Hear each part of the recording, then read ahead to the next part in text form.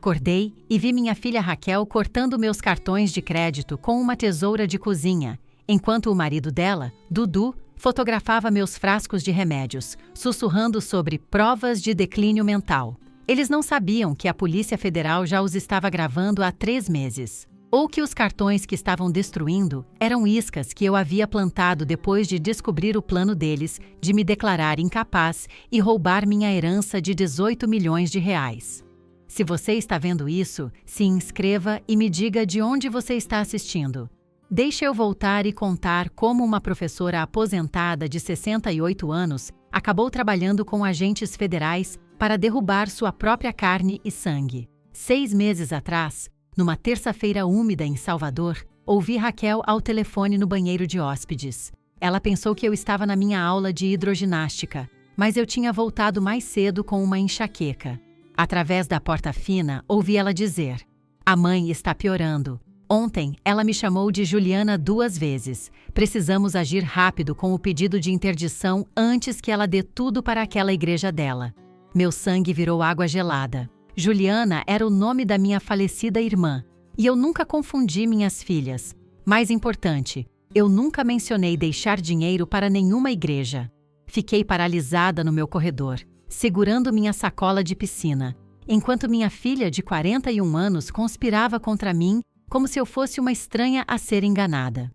"O Dudu já conseguiu o irmão dele pronto para testemunhar", ela continuou. "Sabe, o psiquiatra. Ele vai dizer o que a gente precisar. A mãe vai estar no Lar Vovó Feliz em setembro e nós teremos controle de tudo." Lar Vovó Feliz. Eu conhecia aquele lugar. Era para onde mandavam as pessoas para desaparecer. Uma instituição pública nos arredores da cidade, onde os residentes raramente duravam mais de 1 ano. Minha vizinha, Dona Maria, morreu lá, esquecida e medicada até o esquecimento. Fui sorrateiramente para o meu quarto e sentei na beira da cama, com as mãos tremendo. Essa era a Raquel, minha primogênita, a menina que eu cuidei durante incontáveis infecções de ouvido, para quem trabalhei em 3 empregos para pagar a faculdade. Laços de sangue são mais fortes que água, mas aparentemente não mais fortes que dinheiro. A questão é que, ao chegar na minha idade, as pessoas começam a te ver como um problema a ser administrado em vez de uma pessoa a ser respeitada. Eles pensam que meu cabelo grisalho significa que meu cérebro também está grisalho. Eles falam mais devagar, mais alto, como se eu tivesse perdido repentinamente a capacidade de entender português. Raquel vinha fazendo isso há meses, percebi. A preocupação exagerada quando eu perdia meus óculos de leitura. Os olhares preocupados quando eu demorava 1 segundo extra para lembrar o nome de um ator. Mas eles cometeram um erro crucial. Eles me subestimaram. Naquela tarde, dirigi até a biblioteca e usei o computador deles para pesquisar minhas opções. Cada pesquisa parecia uma traição por si só. Filhos adultos roubando dos pais, abuso financeiro de idosos, como proteger ativos da família. As estatísticas eram impressionantes. 1 em cada 10 adultos com mais de 60 anos sofre abuso de idosos, geralmente por membros da família. Eu não estava sozinha, mas isso não fazia doer menos. Naquela noite, no jantar, observei Raquel e Dudu na minha sala de jantar, comendo o assado que eu tinha feito, e os vi de forma diferente. Cada sorriso era calculado, cada pergunta uma armadilha. Quando Dudu perguntou sobre meus investimentos, eu entrei no jogo, agindo confusa. "Ah, eu não entendo muito dessas coisas financeiras", eu disse, deixando minha voz vacilar. "O moço simpático do banco cuida de tudo." Raquel e Dudu trocaram um olhar de triunfo. Eles pensaram que eu já estava escorregando, mas naquela noite eu não consegui dormir. Às 3 da manhã, ouvi passos no meu corredor. A porta do meu quarto se abriu rangendo e a silhueta de Raquel apareceu. Ela ficou ali me observando por 5 minutos inteiros. Forcei-me a respirar uniformemente, para não revelar que eu estava acordada. Depois que ela saiu, descobri que ela tinha revirado minha escrivaninha, deixando os papéis ligeiramente tortos. Ela fotografou meu testamento, meus extratos bancários, tudo. Na manhã seguinte, fiz minha jogada. Dirigi até o escritório da Polícia Federal no centro de Salvador. Você pode se perguntar por que a Polícia Federal e não a polícia local. Bem, como eu aprendi com minha pesquisa na biblioteca, Fraude contra idosos que cruza as fronteiras dos estados é um crime federal. E eu me lembrei que Dudu tinha aquele irmão na Bahia, o suposto psiquiatra. O agente especial Marcos Silva, um jovem negro com olhos gentis, ouviu minha história sem interromper. Quando terminei, ele se recostou e disse: Dona Patrícia, nós já estamos investigando o irmão do Dudu por fraude médica. Seu caso pode ser exatamente o que precisamos. Acontece que o doutor Ricardo Leal, irmão de Dudu, estava vendendo avaliações psiquiátricas falsas há anos, ajudando famílias a roubar de parentes idosos em 3 estados. A Polícia Federal estava construindo um caso, mas precisava de alguém de dentro. Você está me pedindo para ser uma informante contra minha própria filha? Zrenia, perguntei. Estou perguntando se você quer justiça, respondeu o agente Silva. Não apenas para você, mas para as 17 outras famílias que ele destruiu. Pensei em Dona Maria morrendo sozinha no lar Vovó Feliz, em todos os outros idosos esquecidos cujos filhos os jogaram fora como lixo por dinheiro que nem precisavam. Raquel e Dudu tinham uma casa de R$800 mil. Ambos tinham bons empregos. Isso era pura ganância. O que eu preciso fazer? Zrenia, perguntei. O agente Silva sorriu. Seja você mesma. Deixe-os pensar que o plano deles está funcionando. Nós cuidaremos do resto. Eles me equiparam com dispositivos de gravação que pareciam aparelhos auditivos. Eles clonaram meu telefone para que pudessem ver todas as mensagens de texto que Raquel e Dudu enviavam. Eles até colocaram câmeras nas áreas comuns da minha casa. Tudo com meu consentimento por escrito, é claro. 3 semanas depois, o plano acelerou. Raquel começou a trazer o doutor Ricardo Leal para os almoços de domingo. Ele era exatamente o que você esperaria. Cabelos grisalhos, autoritário, com uma voz que pingava falsa preocupação. Patrícia, ele disse, usando meu primeiro nome sem permissão. Raquel está preocupada com você. Como você tem se sentido? Alguma confusão? Problemas de memória? Eu dei a ele exatamente o que ele queria. Chamei Raquel pelo nome errado uma vez. Fingi esquecer que dia era. Eu até acidentalmente coloquei sal no meu café em vez de açúcar, engasgando dramaticamente para dar efeito. Enquanto isso, a Polícia Federal estava gravando tudo. A pior parte veio em julho. Ouvi Raquel dizendo à irmã mais nova, Bia, ao telefone. É para o bem dela. Ela vai se machucar se não interviermos. Bia, a doce Bia que morava em Porto Alegre, acreditou nela. Por que não acreditaria? Raquel era tão convincente, tão preocupada. Ela envenenou meu relacionamento com minha outra filha sem que Bia sequer viesse me visitar para ver por si mesma. Mas essa não é nem a pior parte.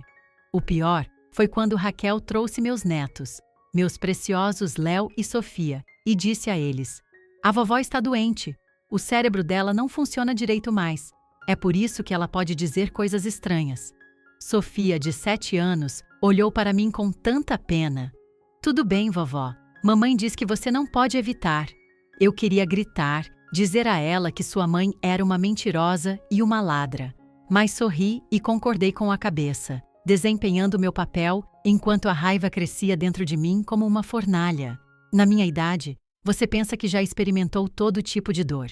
Dor física da artrite, dor emocional de perder amigos e entes queridos. Mas nada se comparava a ver sua própria filha olhar para você como se você já tivesse partido, como se você fosse apenas uma conta bancária com pulso. Agosto chegou com calor e umidade sufocantes. O plano de Raquel e Dudu estava chegando ao clímax. Eles haviam agendado uma reunião de família para 15 de agosto, onde o Dr. Leal apresentaria suas preocupações e revelariam que já haviam entrado com um pedido de curatela. Na noite anterior à reunião, eu não consegui comer. O agente Silva me ligou. Amanhã é o dia, Patrícia. Você está pronta? Estou aterrorizada, admiti. Isso é normal. Apenas lembre-se, estaremos ouvindo. Você não está sozinha, mas eu nunca me senti tão sozinha. Na minha sala de estar, havia uma foto do dia do casamento de Raquel. Nós duas chorando lágrimas de alegria. Como aquela filha amorosa havia se tornado essa estranha que me via como nada, além de um obstáculo à riqueza. Na manhã de 15 de agosto, acordei às 5 da manhã. A casa parecia diferente, carregada de eletricidade como antes de uma tempestade. Fiz café com mãos firmes, vestida com meu vestido azul marinho, o que eu havia usado no funeral do meu marido Roberto há 8 anos. Parecia apropriado para outro tipo de morte. Às 10 da manhã, minha sala de estar estava cheia. Raquel, Dudu, Dr. Leal e, surpreendentemente, Bia, que havia voado de Porto Alegre. Raquel até contratou um advogado, doutor. Freitas, um homem esquelético que ficava checando o relógio. Mãe, Raquel começou, sua voz melosa com falsa preocupação. Estamos todos aqui porque te amamos. Eu quase ri. O único amor naquela sala era o amor ao dinheiro. O Dr. Leal apresentou sua avaliação, completa com uma apresentação em PowerPoint no laptop dele. Segundo ele, eu mostrava sinais claros de declínio cognitivo, incapacidade de gerenciar tarefas complexas e pensamento delirante em relação às intenções dos membros da família. Eu vi esse padrão dezenas de vezes, ele disse com tristeza praticada. Sem intervenção, Patrícia estará completamente incapacitada em 6 meses. Bia estava chorando. Mãe, por que você não me disse que as coisas estavam tão ruins? Eu queria contar a verdade, mas tinha que deixá-los terminar sua apresentação. O Dr. Freitas tirou os documentos. Dona Patrícia, preparamos os papéis de curatela. Tudo o que você precisa fazer é assinar, e Raquel garantirá que você seja cuidada. E minha casa? Zrenia, perguntei. Minhas economias? Serão gerenciadas de forma responsável. Dudu disse rapidamente. Rápido demais. Você não terá que se preocupar com nada. Levantei-me lentamente, meus joelhos protestando. Fui até minha cozinha e voltei com uma caixa de bombons, do tipo caro que Roberto costumava me comprar para os aniversários. Antes de assinar qualquer coisa, eu disse: vamos fazer um brinde, a família. Todos pareceram confusos, mas eu distribuí os bombons. Roberto sempre dizia que grandes decisões merecem momentos doces. Enquanto eles comiam, peguei meu telefone. Eu só preciso ligar para alguém primeiro. Para quem? Now, component placement. Raquel perguntou desconfiada. Apenas alguém que precisa saber sobre essa decisão. Disquei o número do agente Silva. Vocês podem entrar agora. A confusão em seus rostos era poesia. Raquel se levantou. Mãe, o que está acontecendo? A campainha tocou. Depois bateu. Então a porta se abriu. O agente Silva entrou com 4 outros agentes da Polícia Federal. Dudu Leal, Ricardo Leal, vocês estão presos por conspiração para cometer fraude contra idosos, fraude eletrônica e crime organizado. A sala explodiu. Dudu tentou correr, mas foi derrubado no meu corredor, destruindo meu porta-guarda-chuvas. O Dr. Leal sentou-se pesadamente, com o rosto cinza. Raquel gritou: Mãe, o que você fez? Exatamente o que precisava ser feito, eu disse. Enquanto eles algemavam Dudu e seu irmão, o agente Silva se dirigiu a Raquel. Dona Raquel, você não está presa ainda, mas sugiro fortemente que consiga um advogado. Um de verdade. Bia ficou congelada, com o chocolate ainda na mão. Mãe, eu não entendo. Peguei meu telefone e reproduzi uma gravação da conversa de Raquel no banheiro de 6 meses atrás. O rosto de Bia foi da confusão, ao horror e à raiva. Você me disse que a mãe estava doente. Zrenia, ela gritou com Raquel. Você me fez pensar, meu Deus, você é um monstro. Raquel tentou se defender, mas o Dr. Freitas já estava recuando em direção à porta. Eu não tinha conhecimento de nenhuma conspiração criminosa, ele disse aos agentes. Fui contratado na semana passada. Sente-se, doutor. Freitas, disse o agente Silva. Precisaremos de uma declaração. As horas seguintes foram um borrão. Declarações, coleta de evidências, as negações cada vez mais histéricas de Raquel. Os agentes da Polícia Federal foram minuciosos, profissionais e surpreendentemente gentis comigo. Bia ficou depois que todos saíram. Sentamos na minha sala de estar, repentinamente silenciosa, cercadas por bombons espalhados e cadeiras derrubadas. Mãe, me desculpe tanto. Eu deveria ter sabido. Eu deveria ter visitado. Você tem uma vida em Porto Alegre, eu disse. Raquel contou com isso. Ela sempre foi boa em manipulação. Eu só nunca pensei que ela usaria isso contra mim. Aqui está o que aconteceu a seguir. Dudu foi mantido sem fiança. O Dr. Leal, com suas 17 outras vítimas, estava olhando para 20 anos. Raquel foi acusada de conspiração, mas permaneceu livre aguardando o julgamento. Ela teve que entregar seu passaporte e usar uma tornozeleira eletrônica. A casa voltou a ser minha, mas parecia envenenada. Eu não conseguia sentar na minha sala de jantar sem ver a apresentação do doutor Leal. Eu não conseguia usar minha cozinha sem lembrar de Raquel cortando aqueles cartões de crédito falsos. 3 dias após as prisões, recebi uma ligação de um número desconhecido. Você destruiu nossas vidas. Raquel sibilou. Léo e Sofia vão crescer sabendo que a avó colocou o pai deles na prisão. Não, eu disse calmamente. Eles vão crescer sabendo que os pais deles tentaram roubar da avó. Eu vou garantir que eles saibam a verdade quando forem grandes o suficiente. Ela desligou. Foi a última vez que conversamos. O julgamento foi marcado para outubro. Enquanto isso, eu tinha decisões a tomar. A casa parecia grande demais, cheia de fantasmas demais. Aos 68 anos, eu tinha talvez uns 20 anos bons restantes se eu tivesse sorte. Eu queria passá-los em um lugar que me lembrasse de traição. Coloquei a casa à venda e comprei um apartamento perto da praia em Praia do Forte. Menor, mais iluminado, com vista para o oceano. Um lugar sem memórias de Raquel, praticando piano, ou Dudu fingindo se importar com meu jardim. Bia voou para me ajudar a mudar. Enquanto embalávamos, encontramos coisas que eu havia esquecido. A arte de Raquel no jardim de infância, seu capelo de formatura do ensino médio, um cartão de Dia das Mães onde ela havia escrito: "Você é a melhor mãe do mundo todo. Você quer guardar isso?"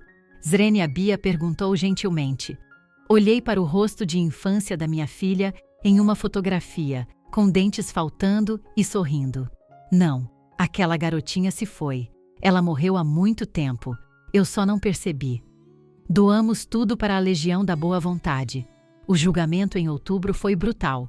A promotoria expôs toda a conspiração, dezenas de vítimas, milhões roubados, idosos morrendo em instituições estaduais enquanto seus filhos viviam em suas casas.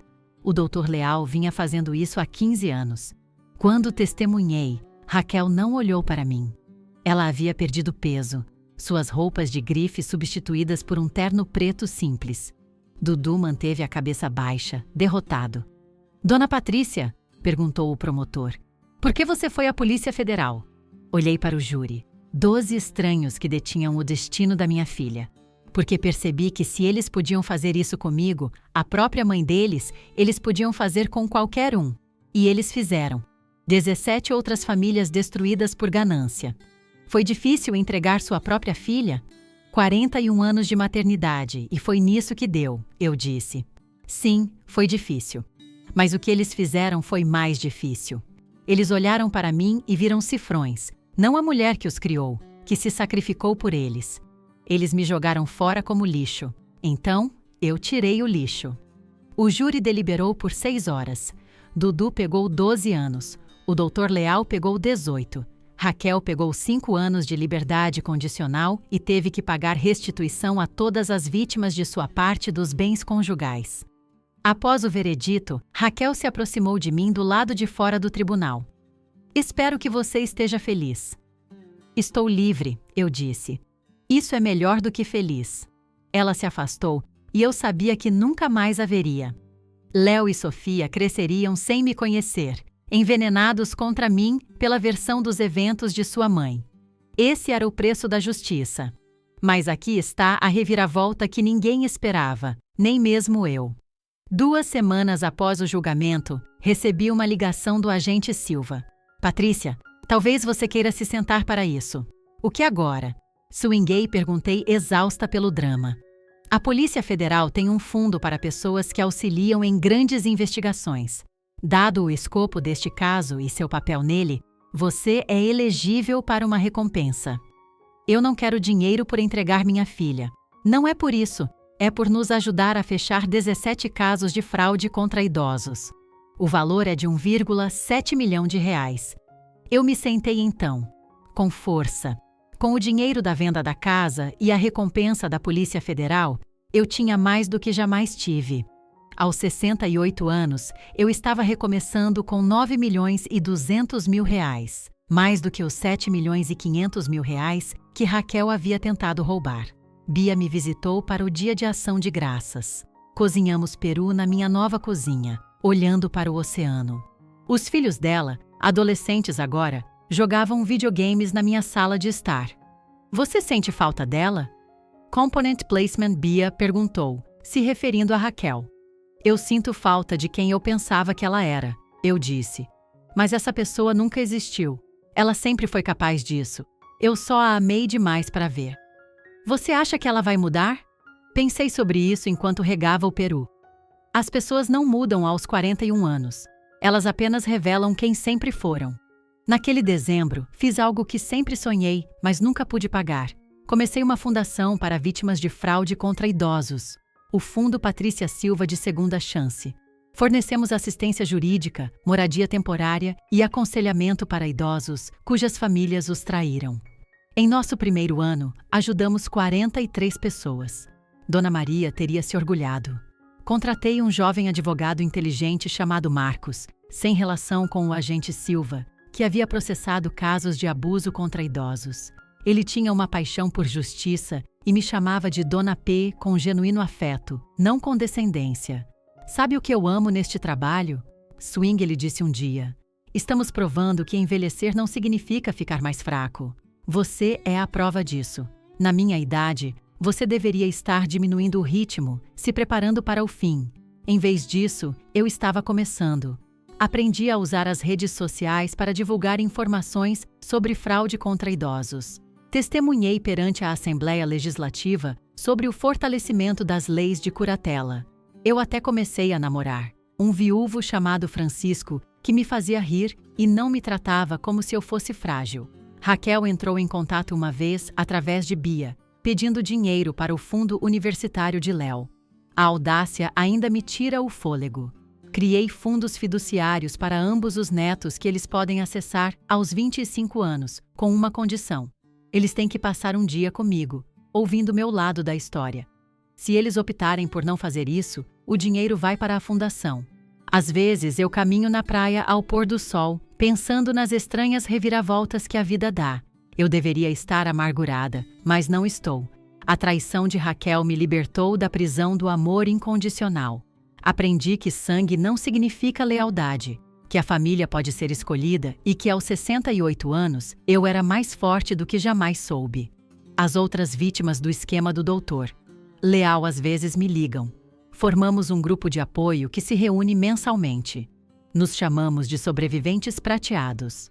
Marta, cujo filho tentou interná-la, traz biscoitos.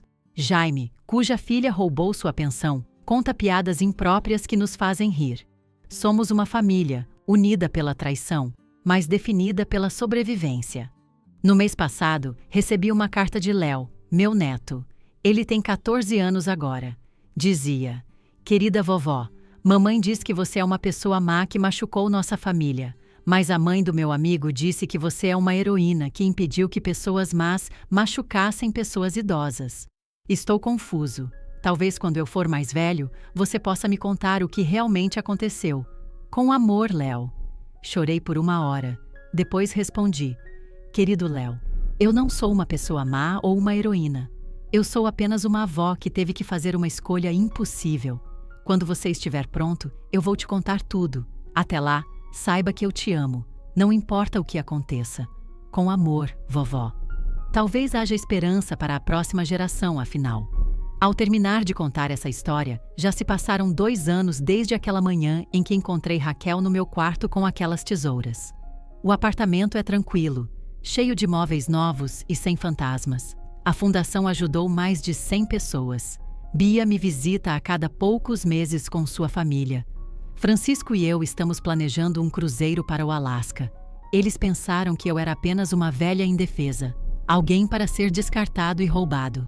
Eles esqueceram que eu sobrevivi 70 anos nesta terra. Criei filhos, enterrei um marido, construí uma carreira. Eles confundiram cabelo grisalho com fraqueza, rugas com vulnerabilidade.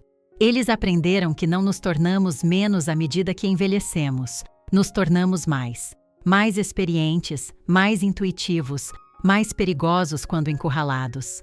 A Polícia Federal ainda me liga ocasionalmente para falar com outras vítimas, para mostrar a elas que é possível lutar. Eu sempre digo sim, porque aqui está o que eu aprendi. Sua voz importa em qualquer idade. Sua história merece ser ouvida. E família não é sobre sangue, é sobre quem aparece quando você precisa deles. O agente Silva apareceu. Bia apareceu. Os sobreviventes prateados aparecem. Essa é minha família agora.